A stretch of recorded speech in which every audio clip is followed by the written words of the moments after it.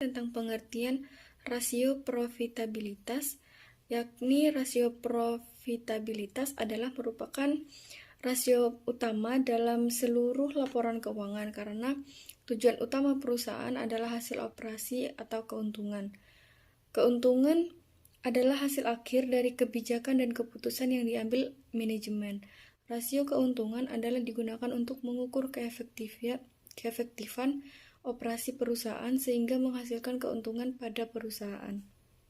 Assalamualaikum warahmatullahi wabarakatuh. Saya Nurul Zarafikon NIM 088 dari Kasimac. Di sini saya akan menjelaskan tentang tujuan dan manfaat rasio profitabilitas. Rasio profitabilitas mengukur efektivitas manajemen berdasarkan hasil pengembalian yang diperoleh dari penjualan dan investasi. Menurut Kasmir dan Supriyono, tujuan penggunaan profitabilitas bagi perusahaan maupun bagi pihak luar perusahaan yaitu antara lain: 1. Untuk mengukur atau menghitung laba yang diperoleh perusahaan dalam satu periode tertentu. Yang kedua, untuk menilai posisi laba perusahaan tahun sebelumnya dengan tahun sekarang.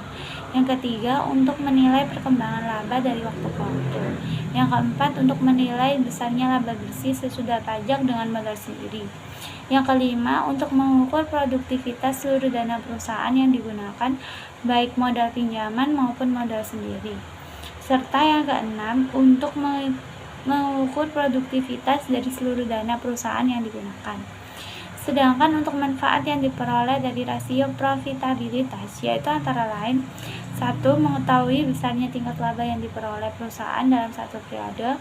Yang kedua, mengetahui posisi laba tahun sebelumnya dengan tahun sekarang. Yang ketiga, mengetahui perkembangan laba dari waktu ke waktu. Yang keempat, mengetahui besarnya laba bersih sesudah pajak dengan modal sendiri.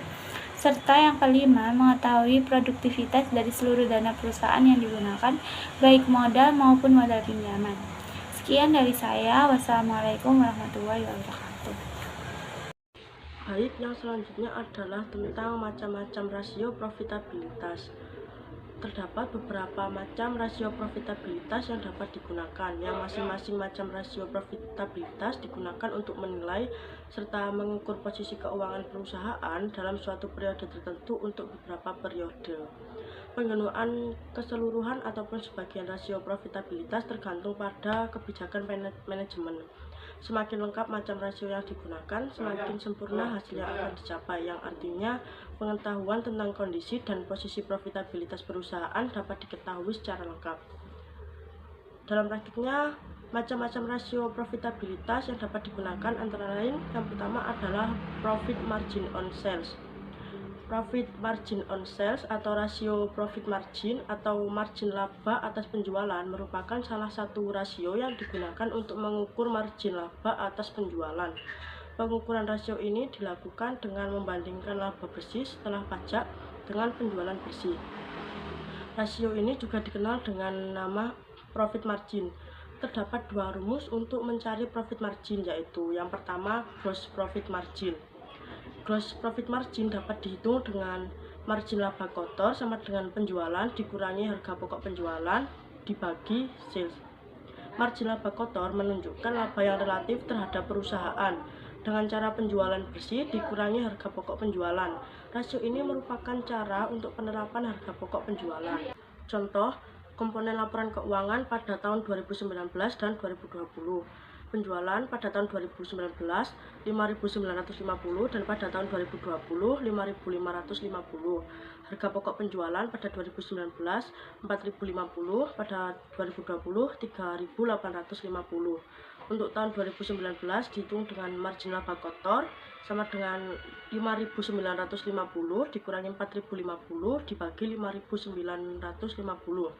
Hasilnya 0,319 atau 32%.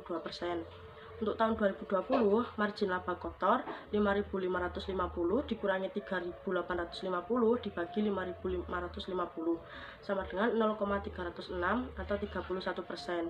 Jika rata-rata industri untuk margin laba kotor adalah 30%, Margin laba kotor perusahaan tahun 2019 sebesar 32% dan tahun 2020 sebesar 31%, lebih baik karena berada di atas rata-rata industri. Rumus yang kedua untuk menghitung profit margin adalah dengan net profit margin. Net profit margin dapat dihitung dengan margin laba bersih sama dengan earning after interest and tax atau EAIT dibagi sales. Artinya laba setelah bunga dan pajak dibagi penjualan. Rasio ini menunjukkan pendapatan bersih perusahaan atas penjualan. Contoh, komponen laporan keuangan pada tahun 2019 dan 2020. Penjualan pada 2019 5.950, pada 2020 5.550. Earning after interest and tax pada 2019 1.296, pada 2020 904. Perhitungan untuk 2019, margin laba bersih sama dengan 1.296 dibagi 5.950 sama dengan 0,2178 atau 21,8%. Sedangkan untuk tahun 2020 dihitung margin laba bersih sama dengan 904 dibagi 5.550 sama dengan 0,1628 atau 16,3%. Jika rata-rata untuk margin laba bersih adalah 20%, margin laba bersih perusahaan tahun 2019 sebesar 21,8 baik karena berada di atas rata-rata industri. Namun untuk tahun 2020 dengan margin laba bersih sebesar 16,3% dapat dikatakan kurang baik karena masih di bawah rata-rata industri. Hal ini juga bisa berarti bahwa harga barang-barang perusahaan ini relatif rendah atau biaya-biayanya relatif tinggi ataupun keduanya. Hasil kedua tahun ini juga menunjukkan adanya penurunan rasio yang cukup besar dari tahun 2019 ke tahun 2020, yaitu sebesar 5,5%, dan hal ini perlu dicari penyebabnya karena sangat membahayakan perusahaan. Berdasarkan analisis di atas, bisa disimpulkan bahwa margin laba kotor tidak mengalami perubahan yang berarti, sementara untuk margin laba bersih justru turun drastis. Hal ini menunjukkan bahwa kemungkinan meningkatnya biaya tidak langsung yang relatif tinggi terhadap penjualan. Macam rasio profitabilitas yang kedua adalah return on investment atau hasil pengembalian investasi. Return on investment atau ROI atau return on total asset merupakan perbandingan antara laba bersih setelah pajak dengan total aktiva. ROI merupakan rasio yang mengukur kemampuan perusahaan secara keseluruhan di dalam menghasilkan keuntungan dengan jumlah keseluruhan aktiva yang tersedia di dalam perusahaan. Semakin tinggi rasio ini, maka semakin baik keadaan suatu perusahaan. ROI merupakan rasio yang menunjukkan berapa besar laba bersih diperoleh perusahaan bila diukur dari nilai aktiva.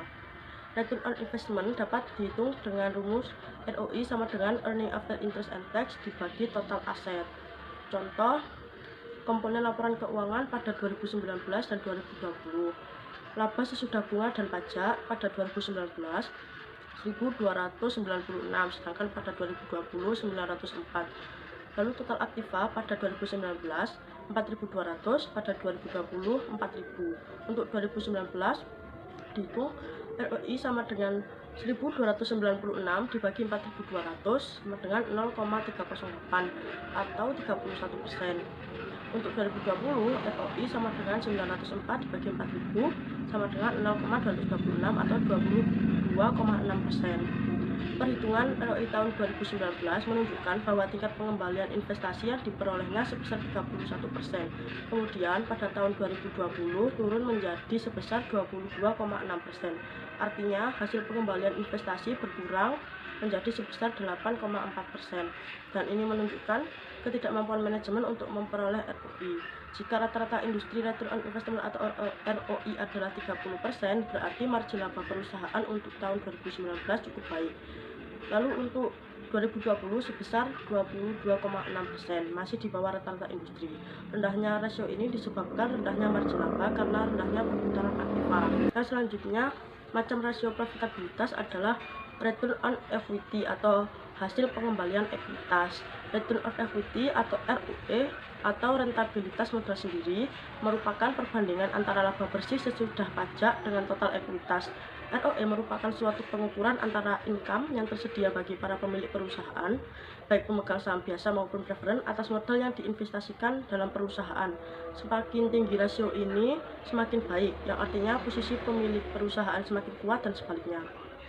ROE adalah rasio yang memperlihatkan sejauh manakah perusahaan mengelola modal sendiri secara efektif mengukur tingkat keuntungan dari investasi yang telah dilakukan pemilik modal sendiri atau pemegang saham perusahaan. ROE dapat dihitung dengan rumus ROE sama dengan earning after interest and tax dibagi total equity. Contohnya, pada komponen laporan keuangan pada 2019 dan 2020, laba sesudah bunga dan pajak atau earning after interest and tax pada 2019 itu 1.296 dan pada 2020 904. Lalu total equity pada 2019 2.250, pada 2020 2.100. Untuk tahun 2019 dihitung ROE sama dengan 1.296 dibagi 2.250 sama dengan 0,576 atau 57,6%. Untuk tahun 2020 ROE sama dengan 904 dibagi 2100 sama dengan 0,430 atau 43%. Perhitungan ROE tahun 2019 menunjukkan bahwa tingkat pengembalian investasi yang diperoleh sebesar 57,6%.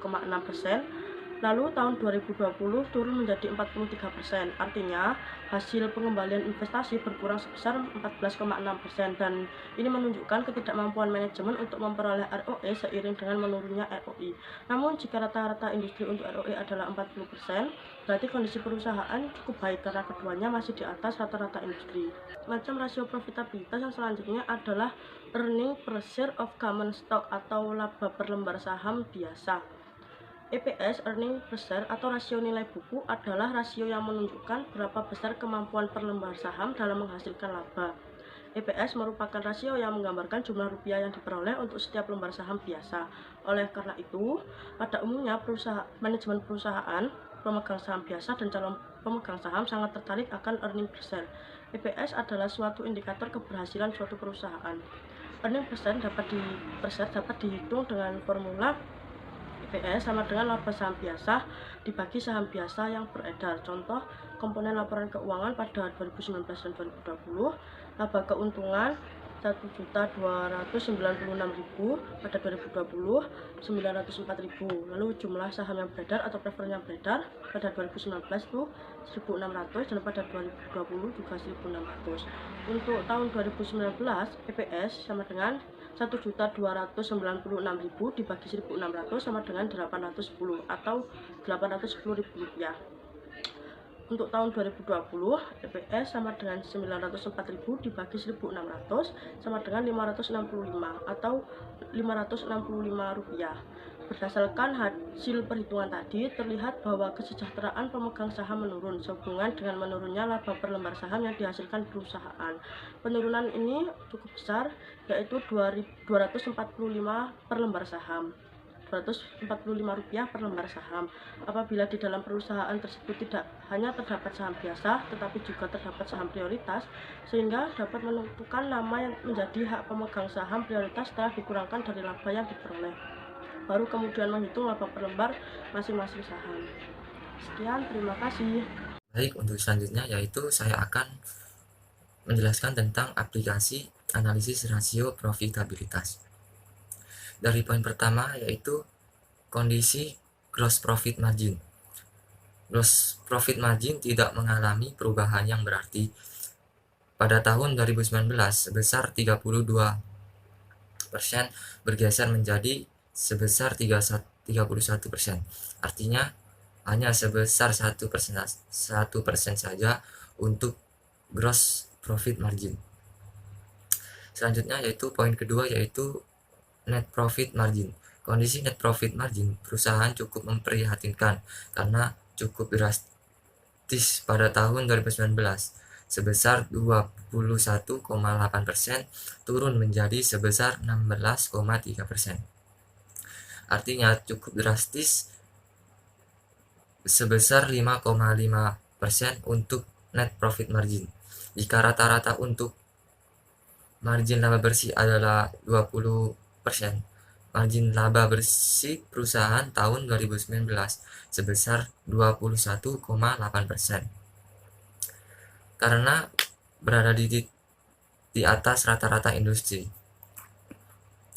Namun apabila untuk tahun 2019 bisa dilihat di tabelnya Apabila untuk tahun 2019 dengan margin laba bersih hanya mencapai 16,3%, maka bisa dikatakan kurang baik karena masih di bawah rata-rata industri. Selanjutnya yaitu poin ketiga, yaitu kondisi ROI. Kondisi ROI tahun 2019 sebesar 31%,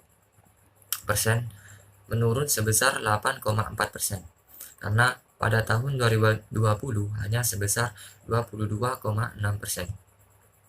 Jika rata-rata industri return on investment adalah 30%, berarti margin laba perusahaan untuk tahun 2019 cukup baik, kecuali untuk tahun yang 2020 sebesar 22,6%, yang masih di bawah rata-rata industri. Rendahnya rasio ini disebabkan margin laba karena rendahnya perputaran aktiva. Untuk selanjutnya yaitu poin keempat, kondisi ROE. Hampir sama dengan kondisi ROI.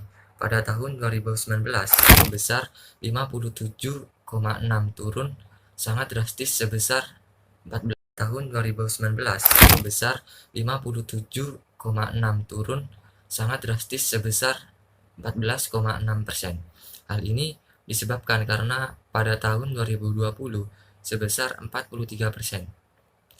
Jika rata-rata industri untuk ROE adalah 40%, berarti kondisi perusahaan cukup baik untuk tahun 2019 dan 2020, karena keduanya masih di atas rata-rata industri. Dan selanjutnya yaitu poin ke-5, yaitu kondisi earning per share common stock. Terlihat bahwa kesejahteraan pemegang saham menurun. Sehubungan dengan menurunnya laba per lembar saham yang dihasilkan oleh perusahaan, penurunan ini lumayan besar, sekitar 245 per lembar saham, yakni pada tahun 2019 sebesar 810 menjadi 565 pada tahun 2020. Kondisi earning per share common stock yang menurun menunjukkan bahwa kemampuan perusahaan untuk memperoleh laba dapat dikatakan gagal.